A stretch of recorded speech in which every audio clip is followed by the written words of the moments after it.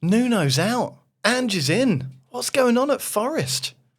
Mauricio Pochettino, he was supposed to revive the US men's national team. Well, how's that going? And how close did Italy come to blowing another World Cup qualification campaign? Hello, I'm Iain Macintosh and welcome to Route 1. It's football, fast, no faff. It's stories from all over the world. So, let's go Route 1.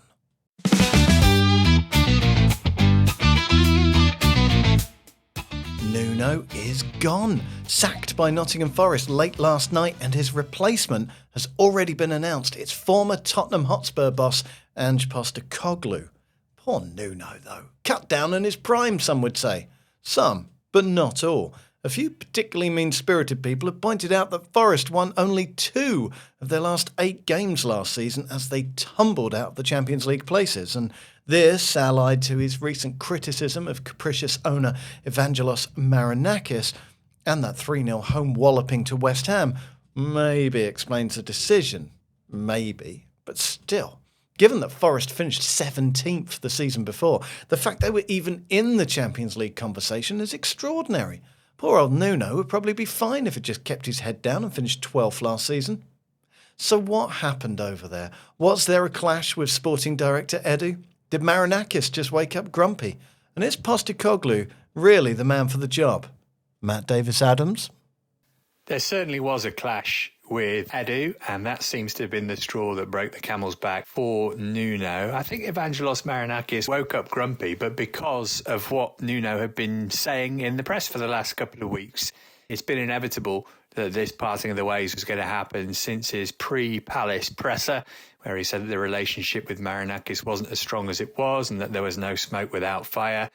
It's desperately sad that it's ended like this for Nuno, but I was at the West Ham game before the international break and Forest were horrible in that, and it felt like that the consequence was always going to be that he left sooner rather than later. So I'm actually pretty pleased that they've ripped the Band-Aid off so quickly rather than leaving him in post to lose a few games and then it all turning a bit sour. This way, he gets to leave with his status as one of Forest's best managers for the last 30 years, very much assured in the minds of supporters. Whether Ange Postecoglou's the answer, I'm not so sure. I mean, he did just win the Europa League, mind you, and if you can do that again for the second season in a row, then it'll be a shrewd move by Forest. But for now, thank you, Nuno, and good luck with whatever you do next.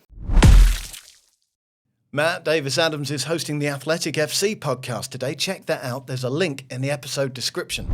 The recruitment of Mauricio Pochettino was supposed to be a coup for the US men's national team, and at $6 million a year, really ought to have been. Only Carlo Ancelotti and Thomas Tuchel earn more than that at international level. But a year into his reign, Poch is struggling. With just 1 draw in his 19 games in charge, his results can broadly be divided into 2 categories: wins against nations ranked outside FIFA's top 30, and defeats to nations ranked inside FIFA's top 30. In terms of the second category, Saturday's 2-0 defeat to South Korea was their 7th such loss in a row. Will Poch come good, or will his appointment prove to be a costly misstep for the States? Let's turn to our old friend Mike Zimmerman, formerly of The Athletic. What do you make of it, Mike? Well, Iain, Pochettino's stock is certainly trending downward after that 2-0 loss to South Korea. And not only is it the poor results that have been shocking, but his comments and reactions seem to be taking the United States fans for fools pretty much, saying we need to be positive and criticism is damaging the players. And it just seems to be a shield for the regression we've seen on the field. You know, the lack of competitive World Cup qualifying matches leading up to next summer's tournament may actually have damaged the progress the Federation had hoped for. Every international break, Pochettino has selected experimental squads with changes throughout, and there hasn't been any continuity to build upon. You know, tactics, talent identification, neither have been a building block. You know, another thing that doesn't help is the rift between manager and Christian Pulisic. Last March, Pulisic waved off Pochettino's attempt to sub him out of the CONCACAF Nations League third place game. And more recently, Pulisic opted out of the Gold Cup in the summer. The statement from the Federation was one of mutual agreement, but reading between the lines, it seems that it was all decided by the player. Now, Pochettino and Pulisic don't have to be the best of friends by any stretch. But there needs to be at least some shared respect. Pochettino was brought in because of his European pedigree, thinking he'd raise the standards of U.S. soccer. Now, I can't pinpoint all the blame on him. That would be unfair. But there are so many deep-rooted issues within the federation, and Pochettino is certainly not holding up his end of the bargain either. And that $6 million per year hasn't been earned so far. And frankly, the only way it will be earned is if, at the very least, the US makes it out of the group in the 2026 World Cup. But let's be honest, pretty much everyone will advance out of the group in the expanded format, so maybe that might not be a fair barometer of success. Mike Zimmerman is a video host with Collider. Check out the link in the episode description. He's gone from producing and appearing on the Daily Football Briefing to interviewing Nick Offerman. Nice moves, Mike. Well, a shock result in Group B last night where Sweden were beaten 2-0 by Kosovo. Alexander Isak played the last 18 minutes of that, but he was unable to turn the tide. That result leaves Sweden third, but with 3 home games remaining, they should be fine. John Dahl Thomason's side do face Switzerland next, and they look very good. They beat Slovenia 3-0 last night on the back of Friday's 4-0 win over the aforementioned Kosovans. A massive result for Scotland in Group C. They beat Belarus 2-0. Denmark thrashed Greece 3-0. A goal there for one Rasmus Højlund. That group is very tight indeed. But if Scotland can get the better of Greece home and away, they should be in for a playoff place at the very least.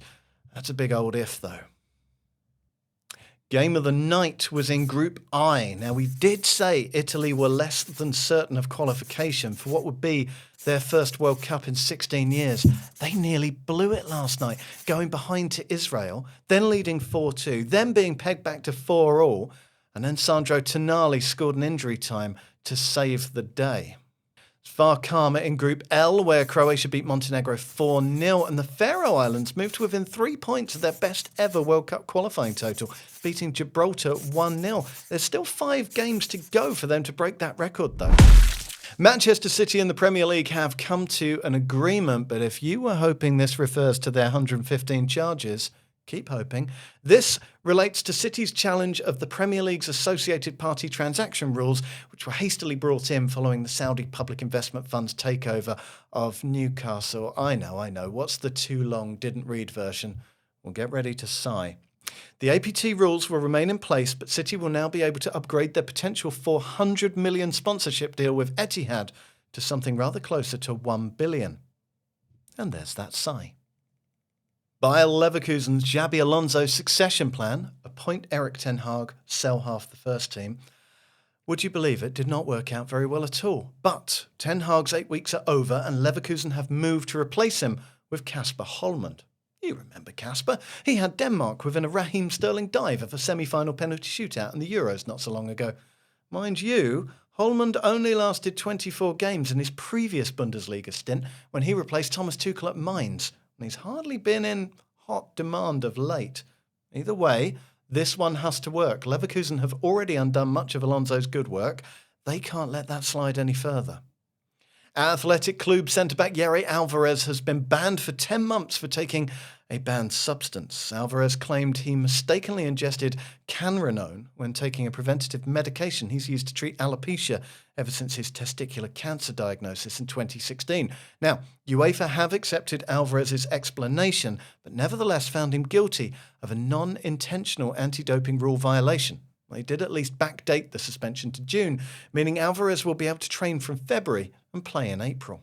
And Fernando Santos, who led Portugal to their European Championship victory in 2016, has resigned as Azerbaijan boss after failing to win any of his first 11 games in charge. 0-0 draws with Estonia and Latvia were the only high points, while Saturday's 5-0 hammering in Iceland was rightly deemed the time to call it quits. But if he had to do the same again, he would, my friend. Fernando. It's the final set of European World Cup qualifiers tonight, at least for this international break. We're doing it all again in October. In Group D, we've got France against Iceland. Both of these teams won their opening game. And then we've got the managerless Azerbaijan against Ukraine. Both of those teams lost their opening game.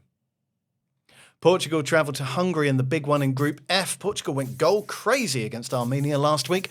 Ireland will hope to do the same because they really need a win here, or the playoffs will be out of sight already.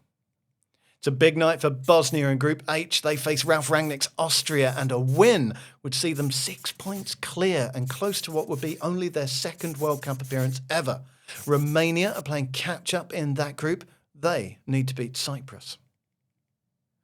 Just the one game in Group I tonight should be a straightforward one. Norway, with their 100% record, face Moldova with their 0% record. Norway could go 5 from 5 here as they seek to return to the World Cup after a 28-year absence. Boy, are we going to learn a lot about Thomas Tuchel's England tonight in Group K. They go to Serbia, and they haven't yet shown anything to suggest they can handle something like that. They've been efficient without really ever looking any good. 3 points here would ease the grumbles, but Serbia are a really decent team. Elsewhere, Albania play Latvia. There are loads of other games around the world. The US against Japan, of course. The race between Venezuela and Bolivia for a playoff place. Steve McLaren's Jamaica versus Dwight York's Trinidad and Tobago. We're just living in someone else's Football Manager save now. Oh, and there's a crunch game in the CAF qualifiers between Nigeria and South Africa. There's some controversy around that one.